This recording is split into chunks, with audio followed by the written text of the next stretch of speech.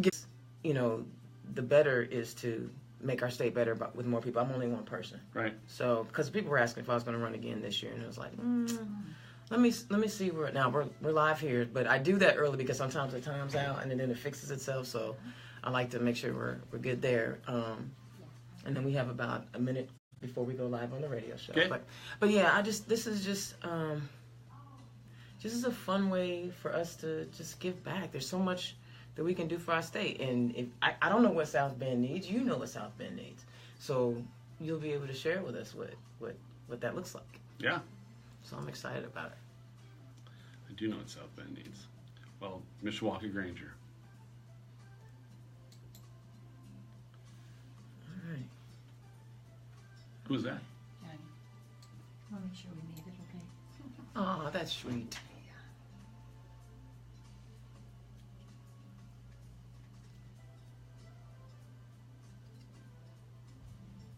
All right, we're about 10 seconds out. Good evening, everyone, and welcome to another wonderful episode. Well, at least I think it's going to be wonderful. Wonderful episode of Turn Left. I am your host, Indiana's own Dana Black, coming to you live again from Collaborative 317, RadioNext.tv. We're doing it live, all the way live, every Thursday, where we bring you politics from the left side of things, baby. Whoo, can we all, like Zach Adamson did, take a sigh of relief that the city county council mess in Marion County was a dud. I gotta tell you that which happened Monday night was anticlimactic considering all the crap that was going on over the last 6 weeks. The fact that it was a dud, I think we all ought to be very happy that, cooler heads prevailed. And congratulations to Councilman Bob Osley.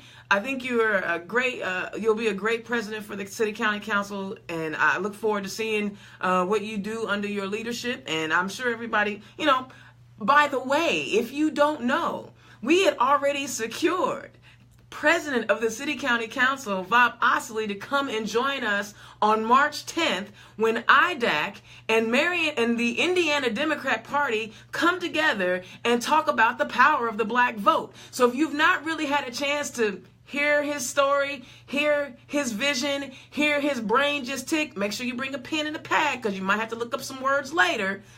Come check us out on March 10th at the IDAC meeting at the Julia Carson Center. I'm telling you, it's going to be fantastic. Be sure to join us. We have a lot going on.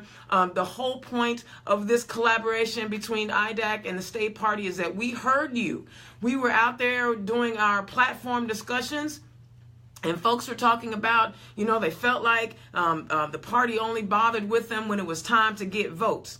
That's not what we're doing. We're doing everything we can to educate not only, people who want to run for office, but our constituents. So every day we're working hard to bring you what you need, and this is just a little part of it. All right, you know me. I got one issue I want to talk about today before I bring my guest on. My wife actually brought it to my attention this morning, and she was hot. First of all, my wife was awake at 6:30. I don't think y'all understand. She gets to chill. She's put in her early hour years. She doesn't have to do that anymore, but she woke up this morning and asked me, did you hear about this Braun guy and his, commercial?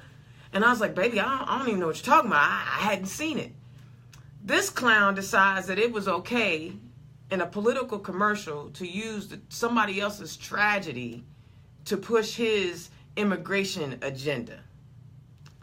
Now, I don't know what planet he comes from. Maybe his wealth shields him from emotions.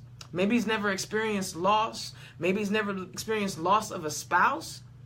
But to take a tragedy, a drunk driving tragedy, right? We already know drunk driving, no matter who is doing it, and creates an awful situation. Doesn't matter if they're an immigrant or not, because there have been plenty of Americans that have done really crazy things after they had some cocktails. So the idea that this guy was using this as a political statement in a commercial, and the family's like, this is crazy. How could you do this? The wife is like, this is terrible. Please stop doing it. They didn't even ask. They just did it.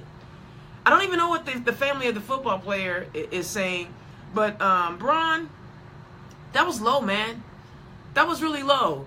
And you know, you want to talk about how certain things created and we got to crack down on immigration because this person accidentally killed somebody when he was drunk. I don't hear you saying anything. We got to crack down on gun control after the 19th, 20th mass shooting. I haven't heard you say anything about that. You didn't say anything. You didn't say anything. You want to use one tragedy to push your agenda, but you stay silent on other tragedies. So I'm going to need you to take your hypocrisy and put it in your money clip. Because I hope you will not be speaking for Hoosiers, because you are not it, bruh. I'm not feeling you at all. I didn't even watch the debate, and I'm kind of glad I didn't. I probably would have got ticked off. I read the stories about it, but dude, that was awful to use that family's tragedy and use pictures. You use pictures of this family because you want to push your immigration agenda. I'm going to see you push a gun agenda. How about that? Do something for people for real, instead of, you know, self-promotion and things of that nature. All right, real quick, one announcement. 10-Point Coalition. I know why I misread it. Inside joke. Y'all know me. Y'all know why.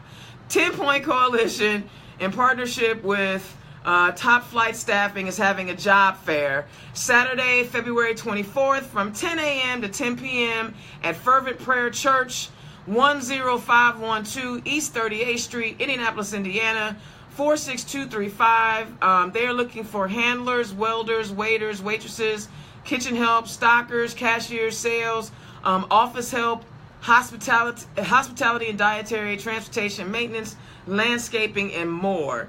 If you have any questions, feel free to contact Reverend Charles Ellis at 317-784-9412 or Wallace Nash, Wallace Nash, at 317-513-9412.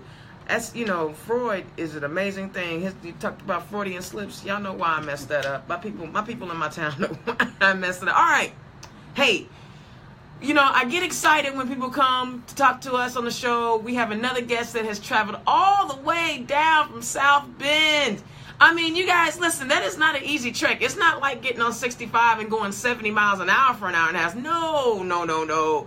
You gotta get on 31 and go through all the stoplights. I'm glad they got that bypass in Kokomo now. I'm really liking that. So please, welcome to the show. My first time meeting this wonderful man, and his wife is here. I love it when they bring their wives, because, you know, I get to see the dynamic and watch them, you know, have their conversations, and then they play off each other. Don Westerhausen, did I say that properly? Yes, you did. All right, thank you so much for coming to Turn Left. How are you today? I'm really good. I'm happy to be here. All right, I'm gonna need you to speak up, because I know a lot of times people are like, I can hear them, but I can hear you, but I can't hear them. So you gotta give it to them. Okay, right? I got it. Okay, so you are running for what now? I'm running for District 5 in the State House, Indiana. It's Mishawaka Granger. Mishawaka Granger. So you are a for real candidate. Yes, I'm the Democratic candidate for that district. It's basically the east side of St. Joe County. Okay, excellent. I love St. Joe. I get up there quite a bit. I know a couple of the candidates that are running for Congress up there. There's some good Black Lives Matter movement groups up there and Indivisibles, and I've been up there quite a bit. So I know South Bend is popping. I'm going to have a power of the vote up there soon. So we don't know who you are, though. I just saw your handsome face in a picture on a Facebook one day, and it said, I'm running in the 5th. And I actually got it confused, because I thought you were running in Susan Brooks's congressional 5th, and I was like, another one, yes. And you were like, no, this is House District. And I'm like, oh, okay, because we were trying to find some candidates at that time, but Sure. Now we got some. So tell us about who you are. Well, I'm a interventional cardiologist. I'm a physician. Science. What do you know about that? Let's see. I originally grew up in the southwest suburbs of Chicago. Okay. My dad worked for White Castle. Okay. And he got transferred up to Minneapolis, where I went to high school, met my wife. Hi, wife. We started dating when we were 15. Aww. Oh, my God. High school sweethearts. I haven't liked anything for 15 minutes, let alone since I was 15. And then I went back to Chicago. I graduated from Northwestern University for undergrad. Okay. And then back up to Minnesota for medical school. And okay. basically stayed in the central time zone for most of my life, I guess. I guess they're trying to push it now, so it doesn't matter where you live in Indiana.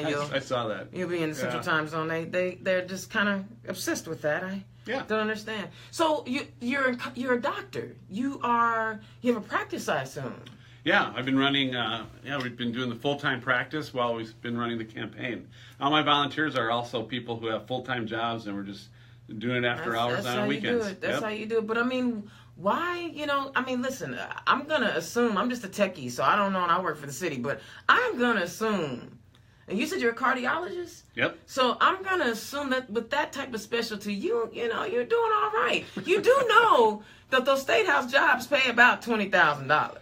Yeah, I know. Okay. What would make you want to give up or spend so much time? Because patient care is important. What makes you want to come and be in the state house? I've been a physician for about 30 years. The reason I became a physician was it was a vocation to help people. Okay. And I look at this as a natural extension on trying to help people. Okay. And the legislature in Indianapolis needs a lot of help. Yes, it does. It needs some thinking people. Yes. I think they need some thinking people and people that haven't been there forever. And also have different experiences. So I think a physician in the State House would be really important. I think it'd be fantastically important. I mean, it amazes me that non-educators are deciding what teachers should be doing, and then you have all these non-medical people deciding what healthcare should look like. It would be a nice change of pace, I would think, to have a doctor in our State House. I wouldn't be the only one, but we have some retiring, and we need more. Absolutely, and scientists, because even though you're in medicine, you're still a scientist, and there seems to be some people on the other side that have some difficulties with scientific facts. No, that's interesting because when I did my cardiology fellowship, I actually did research for molecular biology. I was an NIH fellow for a couple years. Mercy. So that hurt my head when he said that. So I'm ready for that. Okay, okay. Now listen, you're gonna have to speak a little slower to some of those Republicans over there. I want you to understand it. I'm kidding. I'm kidding. Y'all know I'm kidding, but I'm not really. So you're going through medical school. You've lived in the Central Time Zone. Or you lived in Minnesota. Minnesota's doing some great things. You have kids?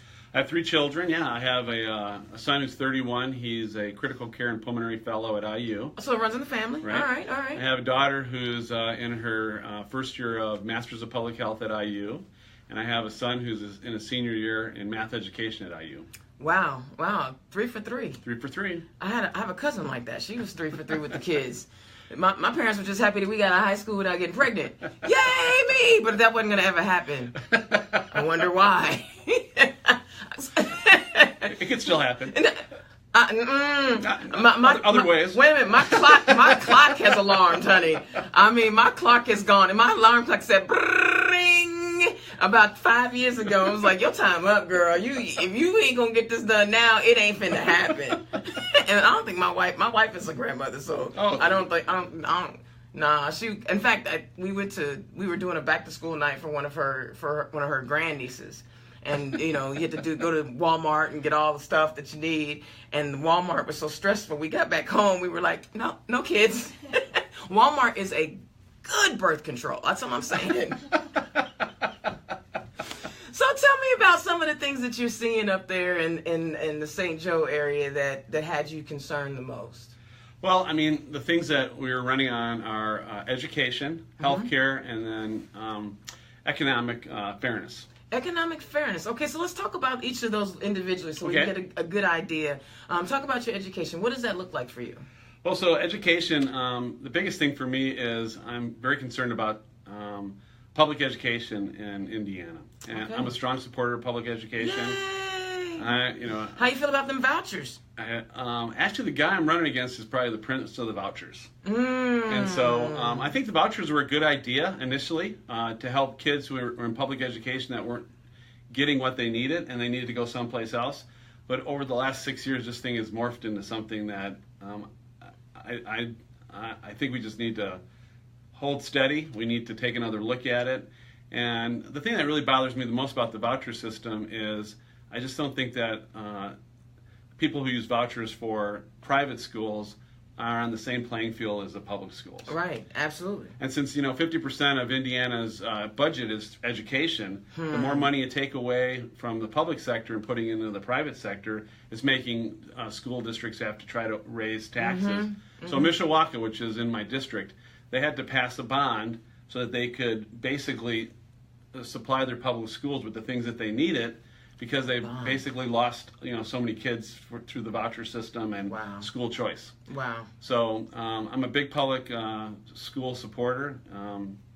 It's the bedrock of our democracy. Right. And we need to educate people, because if we don't educate people, we're not going to have a democracy. Right. We get orange presidents. I'm just, y'all know me. That's what happens. We don't teach people civics anymore, and they don't understand how government works. And then guess what? We don't. It's sad, and we need to do a better job of that. Absolutely. So, so I'd like to see a way where we could look at how the voucher system's really worked in Indiana. Has it been successful? Do people who use the voucher system really do better than in private schools than in public schools? Studies say no. I know, and the other things too is, when you take all the kids that don't qualify for private schools, like learning disabilities or physical disabilities, things like that, or their parents are gay, or that. I mean, it seems to me like it's just not a level playing field. It's not. And the other thing too is looking at how you judge schools. Kind of similar to this is in Indiana, I think we've really hurt ourselves in the way that we do standardized testing. Okay. We're making kids crazy with these standardized tests. And I went through standardized testing. I think it's okay to have a standardized test to graduate from high school. But the thing is I want kids that are going to have motivation to do different things. Sure, to be innovative, Yeah. And instead of spending so much time and energy on these standardized tests, I personally like to see like maybe music and art back in the grade schools. Well, what do you know about that? Somebody that understands, that we're not all robots and we're not the Borg.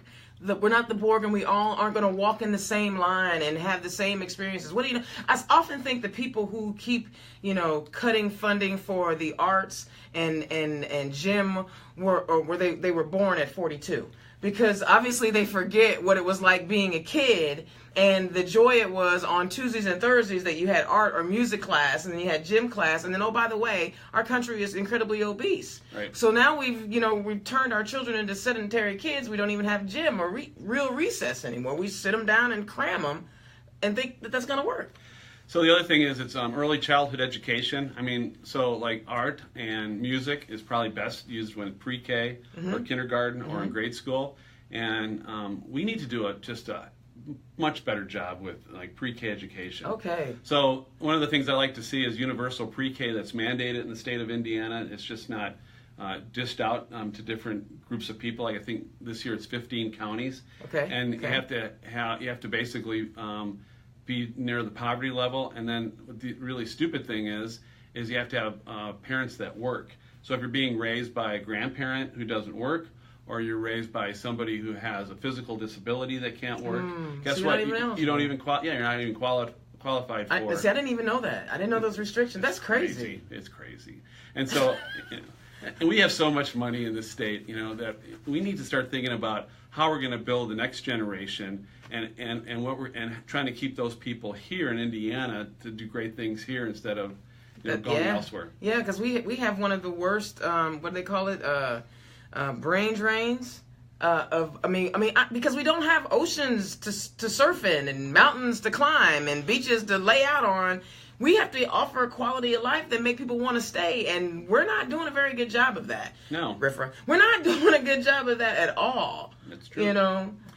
Yeah. So and then as far as other parts of education, we probably could find a way, if we really wanted to take kids that are qualified for college, like state colleges, to make sure that every kid who's qualified, no matter what their socioeconomic status is, to get them into college. Wow, that's awesome. See, that's forward thinking. Bernie Kratz, you listening? The doctor's in the building. Okay, so that's education. I know you said economic equality, so but there's healthcare. Healthcare. Well, that's obvious, Dana. Healthcare. He's a doctor. Well, so one of the reasons I started running was I was very concerned about the fact that they were going to roll back the Medicaid extensions, expansions with Obamacare. And I didn't know how that was going to work out, so I thought that if something like that happened, they needed people in the State House that's lived under these block grants. And to realize that people who are insured under block grants, who have chronic diseases, and who want to help themselves, these block grants don't allow people to help themselves the way that they need to help themselves as far as getting resources, medications, things like that. Where at least under Obamacare, if somebody really wants to help themselves, there's the resources available to have them do that. I mean, and every time I look at, I hear this poor people don't want to help themselves. Oh, please. Yeah. Yes, because being poor is so cool. Well, the thing is, I see people that are non-compliant in my practice all the time, and a lot of them have a lot of money. Right. And they don't want to do the things that I tell them anyway. Right. And so there's going to be a certain number of people that are on, welfare or on Medicaid that aren't going to do what you want them to do, but there are a lot of people that will want to do better. They want to hand up. And so we need to help them, and the block grants and how people were cared for under block grants just didn't make it. Is it okay? I don't know if you're how versed you are, but can you explain a little bit what a block grant is? Well, block grant basically is as far as I understand, is the amount of money the state gets, and the state can then divvy it up in any way it wants to. Okay. And the way that they were going to try to use this, from what I understand, was if they were going to get rid of the Medicaid expansion, they were going to put people in high-risk pools. And the high-risk pools just have shown not to be very good for people with chronic diseases. Right. And so it's a real lousy way to try to take care of people. Okay. And so as a doctor, what are some of the, other than, the block grants and things like that, what are you seeing that,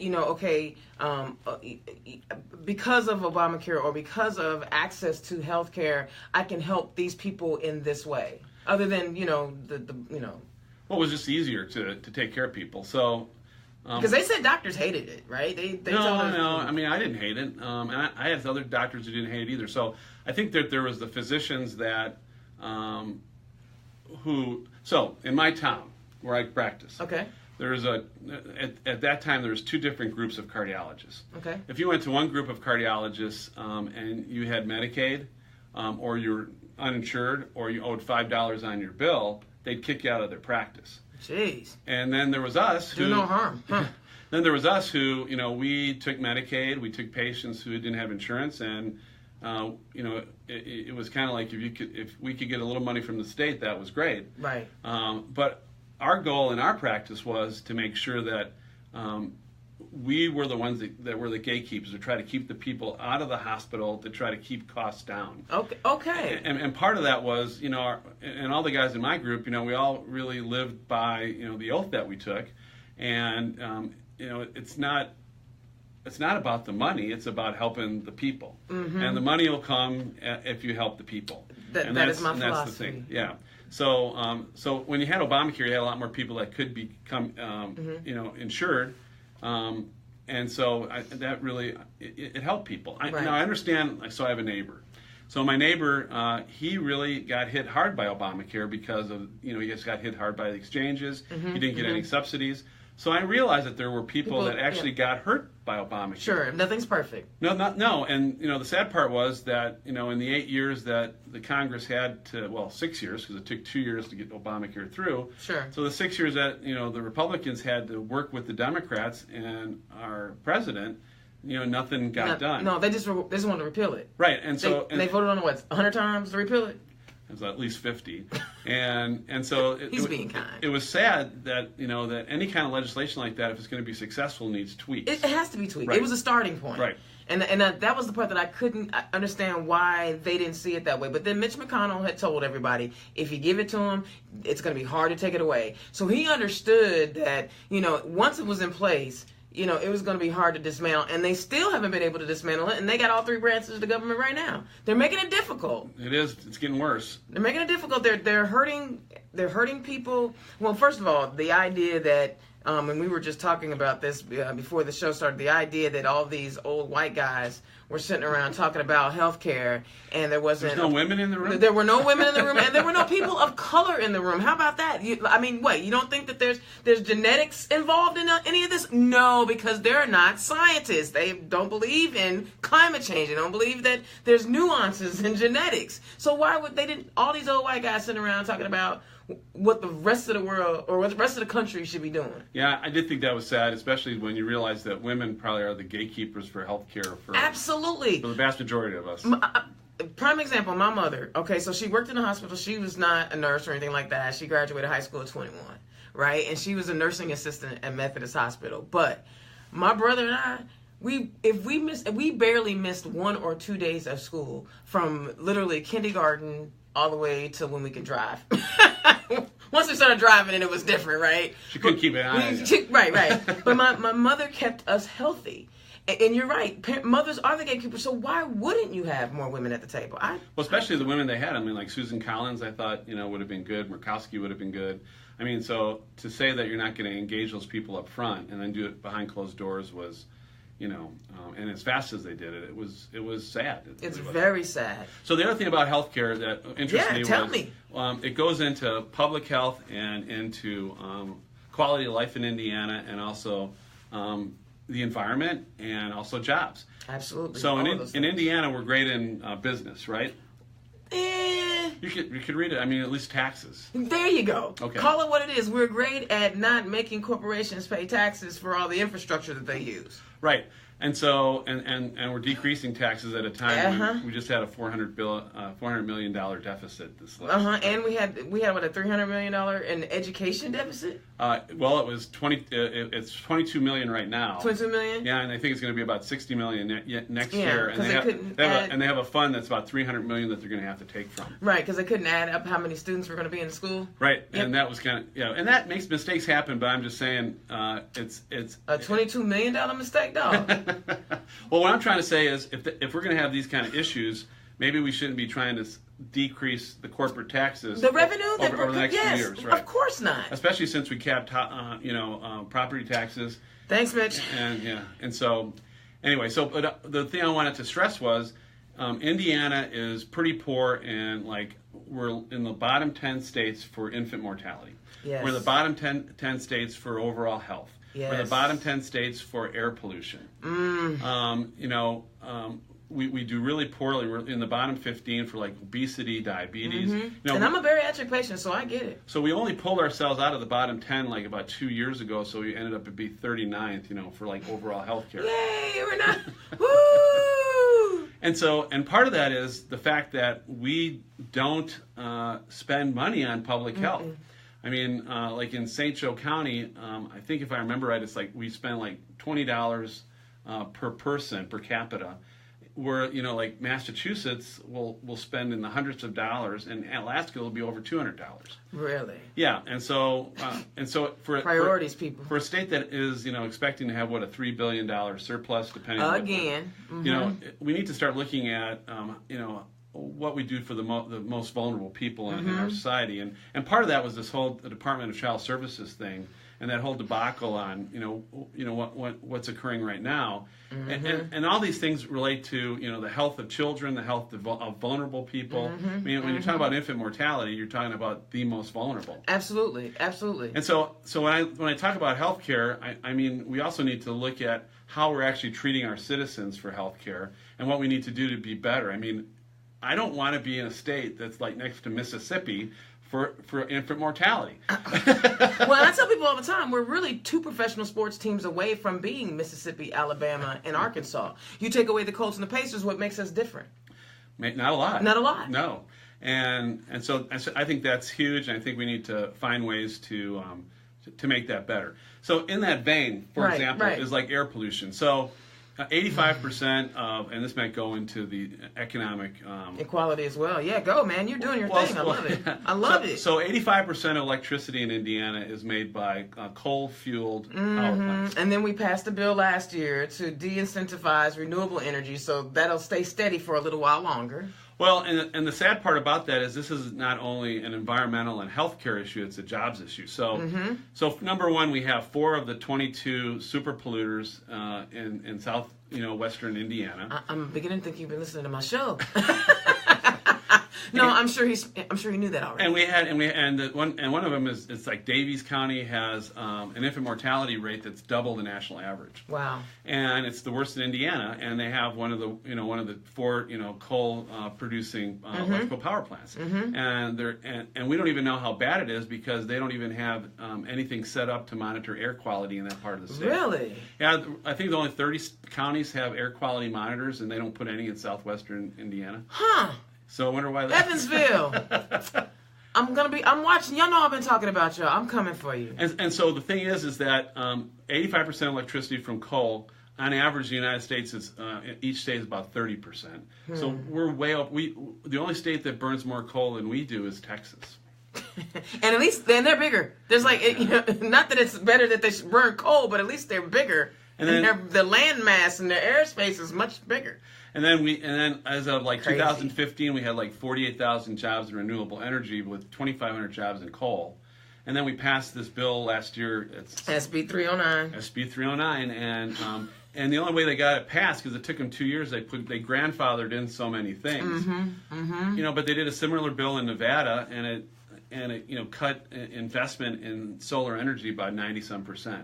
So we have the makings in the state because we have the manufacturing here with the RVs and automobiles and things like that. If we're going to look for the next generation of things to make, we should be making things that relate to renewable energy. Yes, absolutely. Windmills, solar panels, bio, whatever that compost or whatever that looks like. Absolutely. And so, so one of my big things is I think that there's a lot of economic opportunity in renewable energy. I think that can help us not only grow jobs, but make us healthier and clean up the air. And I don't understand why we're so dependent on coal when it's truly a dying. That's sweet. I think that is pure right there. That was saying why you're just being nice about Follow it. the money. You're being nice because the dude that wrote SB 309 received over $60,000 from the AEC or whatever that consortium is called to write this bill, which is an ALEC bill. Right. And once he got it, and it took him a long time to get it passed. Right. It took him a few sessions. When he finally got it passed, guess what he announced in January? I'm not running. I'm going to Washington, D.C. to work for this law firm. If he's going to work for a law firm, you know what he's going to go be? Yep. A lobbyist. So I think that's sweet and adorable. That you go, I just don't. Yeah, you know why. Come on now. So the other things as far as healthcare is. So Granger is pretty good. Mishawaka is pretty good, but we do have a lead crisis in parts of South Bend. Yes, we do. And we don't have enough. In all of the North, and the districts 1 and 2. And we don't have enough money to even, if it wasn't for the University of Notre Dame in the South Bend area, we would have almost no resources to really try to do something about it. Yeah, and so like from a physician standpoint, like lead levels in kids, 5 is considered toxic, and it might even go lower. But in Indiana, from what I understand, they're not even mandated to treat it or to follow it unless the lead level's over 10. And it's just these kind of things are just it is scary, and it bothers me because I don't know where the next Picasso is going to come. Right, I don't know where the next Einstein's going to come. Right, and we're poisoning them. And we're poisoning them before we even know what kind of talents they have. And see, one of the catchphrases I had been saying for the last year and a half is, "Who's the next Flint?" Well, it looks like we're already here. Right. We're already here. Calumet. The story about Calumet and the poor baby. Mom is like, "What's wrong with my baby?" Oh, she's lead poisoned, and the former governor's like, "What? I'm not doing anything about that. I'm sorry. Sorry about your luck." It's a big deal because to clean the houses up and the soil that's poisonous, yes. it's a huge amount of money, and it's a huge undertaking. But in some neighborhoods, we're maybe losing a whole generation. Absolutely, absolutely. And what was even more disheartening about it was obviously you needed to remove those folks from those toxic places. But we didn't even offer them assistance to go somewhere else. And so, they were waiting in these toxic land dumps until there was a place for them to go. And our government in the state of Indiana was just like, you know, it sucks to be you. You know, you probably shouldn't be poor. You shouldn't be economically challenged. And so that's the thing is that you know, our state, Indiana. If you're looking for like where Amazon's going to put their next headquarters, Yeah. no. And the thing but the thing is they have to look at how do we treat our people. And you know, we give tax breaks to corporations, but I'm not sure that our people have had you know, the kind of opportunity or success that. Well, I know they haven't than other states around us. Absolutely. I was just reading an article just to tie into the business and the growth. There was a bill, and I can't tell you the name of it, but it was about who purchases software as a service, or SaaS, right? And they were trying to figure out how they apply the taxes. Well, in the State House, you know, and then obviously you want companies to come here, and you know, developers of software as a service means it's higher paying jobs, greater opportunities for those design engineers, those computer engineers, those kind of things, right? But in the House, they were going to divide it up. This is how crazy it is in the House with that crazy man in the House, BB. They said, well, we won't charge corporations the sales tax on SaaS. But we'll charge individuals. We'll make the individuals pay sales tax. See, our legislators care so little about the individual and the human. It even comes down to how we pay taxes on software. That is just the insanity of it. I mean, that's a microcosm of how they think, in my opinion. That's a microcosm of how they think. Well, so was SB 309. I mean, yes. You know, instead of increasing competition, which you'd think the Republicans would be all about. No, no, they don't want competition. Why? What would make you think they want a competition? We can't even get the Senate to even hear redistricting because they might actually have to compete with another Republican in their district. They don't want to compete. You got people retiring out of Washington right now. John Issa, what is his name? Daryl Issa. I'm done. I got my tax break. I got my tax break. I'm not running for office anymore. I'm gone. No, they don't want to compete. The punks like I call them innies instead of outies anymore. Yeah. I'm sorry. That's no, that's fine. I mean, I get that. And so, anyway, I mean, that's so when you look at things, I think that there's ways that we can make regular people's lives much better. We can create economic opportunity. We can clean things up in the state, and we can take our state into the next century. You know, and do so much better. We have every opportunity that we're just going to elect smart people like you. Right. All right. So let's talk about economic equality because I'm if you can't tell, I'm a little giddy about that one. Tell me about it. Well, one of the things that concerns me is the fact that when you look at surrounding states like Illinois, Michigan, and Ohio, they've outpaced us in wages, especially hourly wages. And one of the things that distresses me is why is that? In other words, why do they do so much better than we do? There's probably a lot of reasons for that, but I think one of the reasons is when we got right to work and we repealed the prevailing wage. Mm-hmm. So there's actually a study from Notre Dame that looked at that, and the thing is that you know when they repealed the prevailing wage, they told us that. You know that basically it was gonna help increase competition. It was gonna decrease the amount of money that we pay as taxpayers. Mm-hmm. It was gonna and more people were gonna work. Mm-hmm. And what it ended up being is a minimum wage for construction workers, mm-hmm. so that you had less qualified people filling places because people weren't working in Indiana anymore. Union busting. They were going over to Illinois mm-hmm. or Michigan or Ohio. Mm-hmm. Yeah. And then the other thing too is so you saw middle class wages go down. Mm-hmm. The projects that the state did, they didn't decrease in cost. Nope, they did not. And so it didn't save the taxpayers any amount of money. Nope, and you didn't see more people bidding on state projects. So, you know, there's a couple studies now in Indiana that looked at this and say everything that was promised by this is just a failure. And with all due respect to Brian Bosma, he wants to anecdotally say, why? You know, that why this work. Yeah. I'm sorry, that was just me. And the thing is that he wants to wait for a state report to come out. But I mean, people have been bamboozled by this. Absolutely. And it has hurt unions. And why wouldn't you want to join a union? Why wouldn't you want to? Why wouldn't you want to have the right to have the most money to raise your family on a living wage? save some money, get your kids to college. These are things that unions do, you know? Absolutely. Absolutely. And so I think that, we need to look at this, and we need to look at it seriously, because the other states that I'm talking about, they don't have a prevailing wage, and they don't have necessarily a right to work. Right to work. And so maybe these are some of the things that has really hurt us as a state. Yeah, and Indiana, in my opinion, this is home for me. So people, always want to know why I stay here, why I defend it. I love it. It's home for me. It's home. But so I'm not going to leave because I got crappy legislators in the supermajority, right? Right. So I'm going to work to fix it. But what Indiana has become is the test ground for everything extreme right, extreme conservative. Everything from how we look at the environment, how we tax corporations, how we increase wages, how we interact with humans in healthcare. Everything that we do right now in the state of Indiana, we're really becoming the test ground. Education. Betsy DeVos is just like using us as the... Well, we're the epicenter of vouchers.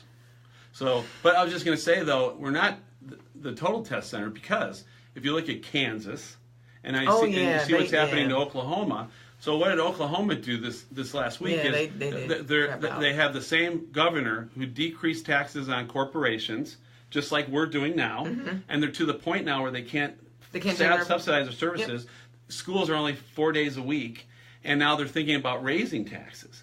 And so on the individual, not the corporate tax. No, well, they're corporate taxes too now, because it's such a mess. It's such a disaster. You have to have revenue. And so the thing is that Indiana, let's take a look at Kansas, and let's take a look at Oklahoma, and let's not make the same mistakes. And it looks like we're trying to go down the same path. We are going down the same path because the dudes already got their money. Right. Dudes are, listen, I used to not be so cynical, right? I used to not, because I was like, the RFRA thing, what is the cost benefit to a legislator for supporting RFRA? I couldn't understand. So I try not to think that it's all about being greedy. But when you see like the loan shark bill that came out last week, where they're wanting to charge people, the most vulnerable people who are hurting, 222% interest when the felony rate is 72%, we're going to let you charge more than the felony rate.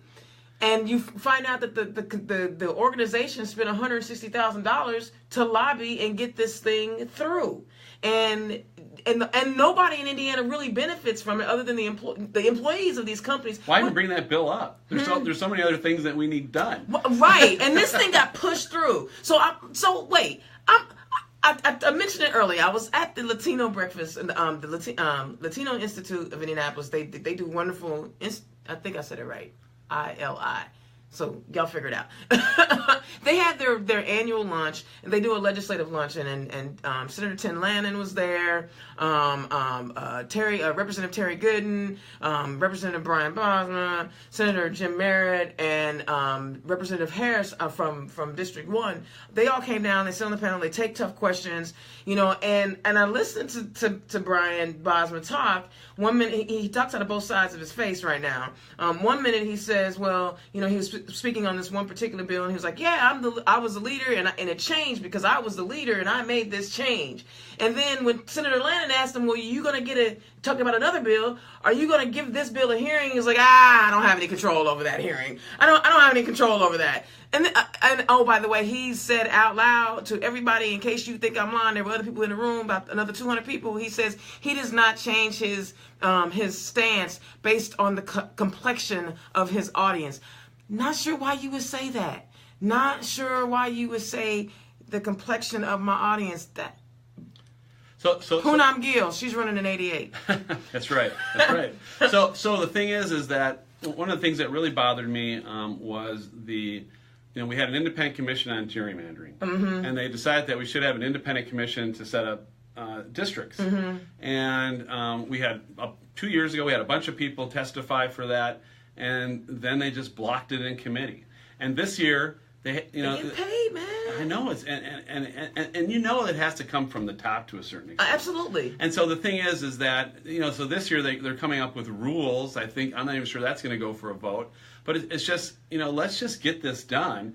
It doesn't favor any single party if you look at it just be a fair way of doing it. Right. And you would think you would want to care, because now most of the citizens I care. are saying we want this. The Right. citizens of Indiana. So you're supposed to be representing the people of Indiana. Just look at Pennsylvania. I mean, Pennsylvania, if you look at the districts that they had before, the court ruling and afterwards, the districts look so much better now after, and they tried to do it by county and you need more competitive districts, because if you don't have competitive districts, you're not going to have moderates or people that are willing to compromise. Absolutely. You're going to have too much people too far on the right, too far on the left. And they stay forever. And you can't talk to people, and we need to sit down and talk to each other. Absolutely. You mean you want people to use their brains? Well, the other thing, too, is like one of the things as a physician, we had this is the second year we've had a tobacco tax, a tobacco bill. And, that passed 9-0 out of committee. And Bosma won't bring that up to the House for a vote. Really? Yes. What you know about that, Brian? because when he wants a bill to move, He'll move. That bill moves. Brian Bosma's not out for the people anymore, and he is supposed to be the Speaker, the leader of the House. Now, poor Jim Merritt, he's the senator on the other side, and he was kind of like, whatever Brian says, I'm with him. And it was really bad watching him. And I'm like, my boy Derek Camp is going to mop him up. Derek Camp is running for that Senate seat. And it's like, I'm listening to these guys who are supposed to be leaders, and I'm thinking, we need intelligent people in our state house. Listen, if you don't take anything away from this conversation that I'm having with the doctor, when he is presented with a very tough case, and I'm not even a doctor, he could tout himself if he wanted to, but I'm going to do it because it's more fun that way. When he is presented with a case, he may not always understand exactly what the fix is right away.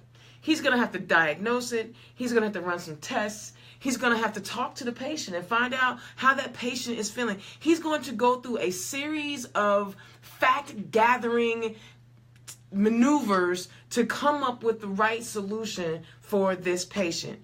Don't you want that in somebody that's creating legislation in your state house?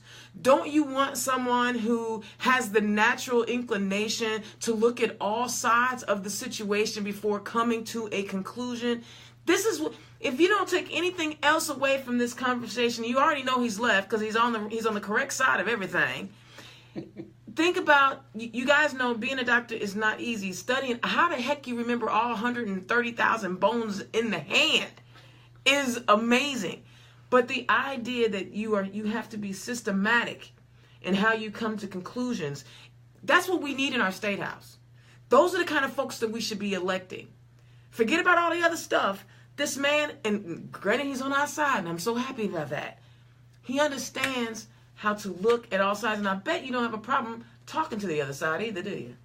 No, I mean, we have to sit down. If we don't sit down and talk to each other, we're never getting anything done. Never get anything done. I mean, and that's what happens. They don't talk. In well, the they don't Senate, have to. Well, they don't have to. If you have 70 representatives and 41 senators, you don't have to talk to. You don't talk to anybody. You can do whatever you want. That's why we really do need a change. We need to get other people in there, and we need to make it more fair. And I know we're in the minority. I get it, and I know that Democrats have abused power.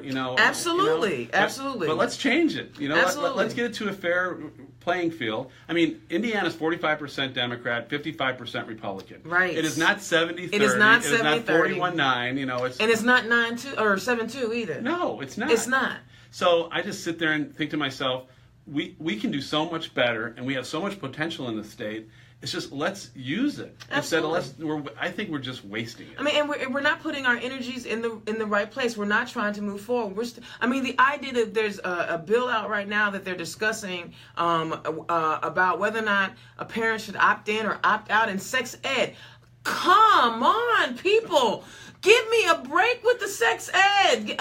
I'm telling you, they went on YouTube. They know what the hell's happening now. So let it go. Let it go. Republicans, you don't have to talk about, human sexuality anymore. They got it on YouTube. They got it on YouTube. I'm telling you, if they're on Tumblr, they're on, they're on somewhere, Facebook, Twitter, they're somewhere. You don't have to worry about whether or not kids are getting, human sexuality. The Discovery Channel. Eminem said they got Discovery Channel, don't they? So, these are the things that they are talking about when we should be talking about how do we improve our state, how we make it more attractive for business, how do we make it attractive for intelligent people to want to come and raise their families. How do we make it more attractive for Amazon to come? Well, yeah. I mean, remember, the State House said that Marion County could not expand mass transit until Amazon said they were thinking about it. See, but that's what we need to do is we need to start looking ahead like that. Absolutely. And not looking inward and backwards. We need to start looking forward. But you have to have forward-thinking people in your legislature. We need to change the legislature. You can't have people who've been sitting there 32, 40 years and don't have to answer to constituents, don't have to compete for the seat, don't have to be held accountable. Right. And that's what we got. And I respect people. I mean, I don't want a representative that votes the party line all the time, unless they really truly believe it and can explain it. But I want people to think on their own, like you said, go back to their constituents and say, what's important to you, and how are we gonna do this? How are we gonna view this? And how do you want me to vote on it? And that's key. And your constituents are the main people that you should be concerned about. When I talked about the loan shark bill, and I know it's not called that, but that's just what it really is, right? It's just wrong. It's wrong. 88% of Hoosiers are saying no. There's a long list of churches and social community organizations, and that was just so wrong on so many levels. Yeah, all these people are saying no, and there were only like 4 people that supported it, and they were all the check cashing advanced loan people, and one of them is based in Mexico. Now, listen, I love Mexicans, and I love everything about Mexico and Central and South America. I love my brown brothers and sisters, but this is the same party that wants to build a wall to keep them out, but they want to make sure that the loan shark people who have company in Mexico can charge you 222%. Why put that even on the floor when you don't put a tobacco bill on the floor? Hey, or a gerrymandering bill. But you can buy liquor on Sunday now. That's okay. I'm like that. Yeah, still can't buy a car though. No, I can't buy a car, but maybe that's a good thing. Maybe you shouldn't buy liquor and a car on a Sunday. But to your point, there are just so many more important things than some of these things that they only had 10 weeks this year, right? And so it's a short session anyway, and these are the things they want to concentrate on. Yeah. We have so many more problems. We need to concentrate on those problems that are going to make a difference for our kids. Absolutely. Instead of these kind of things. Absolutely. And even after what happened last week in Florida, we still passed or they're still discussing the no permit. Now they've kind of modified it and said, well, we'll have a permit, but you don't have to pay for it. Yeah, and I read that. It just hit the papers, up where we live lately, and I just don't understand it, and I just don't. It doesn't make any sense, does it? Well, so I grew up with guns. My dad had a handgun. Wait, I've got to be honest. I have met more Democrats that own guns, play with guns, tinker with guns, shoot guns, hunt with guns. I'm telling you, I know more Democrats now with guns than I've ever known in my life. I had a musket that fired black powder. We had to fire black powder. We used to shoot that. And you didn't have to worry about hurting nobody with the musket, though. No, but we don't have any guns in my house. That's my choice. But we did grow up with guns. And personally, I look at this and I just think to myself, guys, we can't allow people to to buy assault weapons. I just think that's crazy. And we need to fix this background check so that what people find out on a national level or a local level is shared. I don't want to look at this. The Parkland thing is like the 9/11 for guns. This seems different. People have had enough. When we found out that agencies weren't sharing information with each other during 9/11, we're finding out the same thing now. And so we need to make those fixes. And it's like, why can't that should be easy? You can have a debate on gun-free zones. You can have a debate on assault rifles. You can have all that stuff. But let's have a realistic debate about it, and let's come up with a decision that the vast majority of people want, which I think I know what that is. But as far as background checks and getting people to talk to each other, both locally and nationally, this is a no-brainer. No-brainer. And I don't know why we don't try to do more in Indiana with that instead of trying to say, are you going to have background checks every time you buy a handgun or a gun over a 5-year period because you got a special kind of permit that you paid $40 more for? I was reading this in the paper and I'm just going, what the heck is this? It is an agenda that's being pushed. It's an agenda. They don't care. It is what it is. Sherry Shipley came on last week and she said, she felt like it was going to, this one was different because the kids are now, making it, they're making themselves known.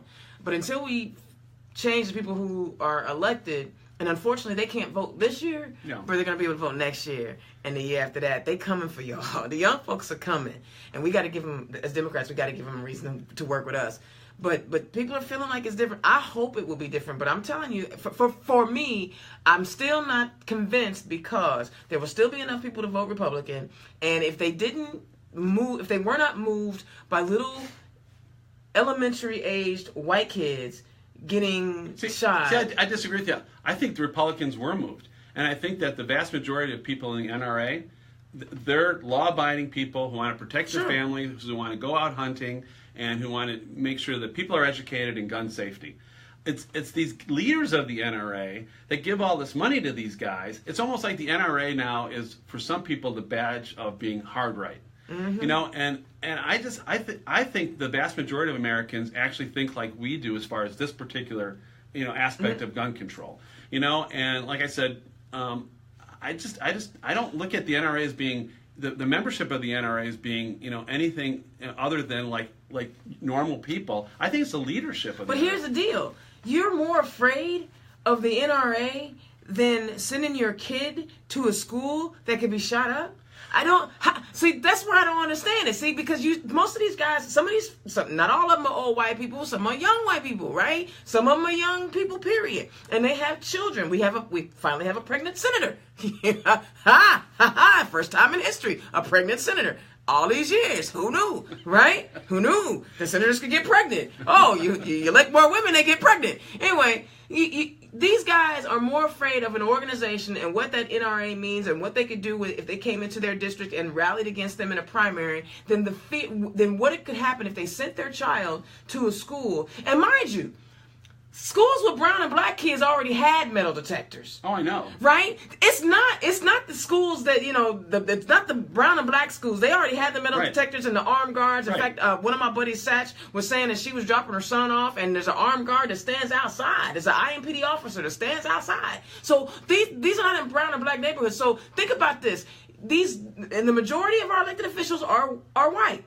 You're sending your kids to these private schools where it's a utopia. You don't have metal detectors. You don't have, armed guards because you don't think you think your neighborhood is safe. But these are the schools that are getting shot up, and they're less afraid of sending their kid to a school that is not protected and can be shut up than they are the NRA coming into their district and primarying them. And that to me makes them innies instead of outies, and they punks. And I'm not feeling. Well, that's why I think that we need a change, and we need people who are for whatever we decide is reasonable gun control. We have to have as much passion as the NRA does. Absolutely, and I think you got it. I think you got it because I heard the difference in your conversation from talking about educating. You're passionate about those other things. When we talking about guns and gun control and background checks, your fervor went up a little bit. It's a public health thing. I mean, you have this Dickey Amendment, so the CDC's been afraid to even look at what's happened to guns and what that means from a public health. Now, Obama said they could do the study, and the NRA says, they could always do the study. Well, no, they couldn't. They switched the funds from that, back in like 2006 or 2008. And so, anyway, I just think that we need to start looking at things in a more serious way, and need to approach it like a doctor would. Yeah. And let's look at all sides. Let's look at all the symptoms. Talk to the victim and talk to the patient and find out what we need to do to fix. Okay, we only have a few more minutes. How can people find you? How can they get in touch with you? Because I know they want to volunteer and they want to give you money. That'd be great. We're always taking that.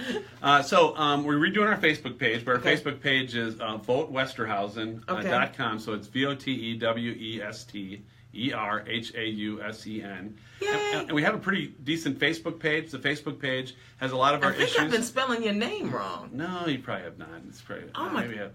But anyway, the Facebook page is the same thing. It's Facebook Vote Westerhausen, and I really am proud of our Facebook page and our Facebook team. And then we are on Twitter. We're at Vote Dr. Don. It's VOTEDOCTORDON. Dr. D. I like that. I like that. Vote Dr. Don. At Vote Dr. Don, and I've got Millennial Matt doing it, and ever since Millennial Matt started doing my Twitter account, we've gone from like 5 followers to like about 50 followers. That's what's up, Millennial Matt. That's what's up. So, do you have any fundraisers coming up or any events? Yeah, I do. So this Thursday I have Meet Me at McCree's. It's at Villa McCree's in Mishawaka. Okay, Mishawaka. And you guys can turn left on while you're up there.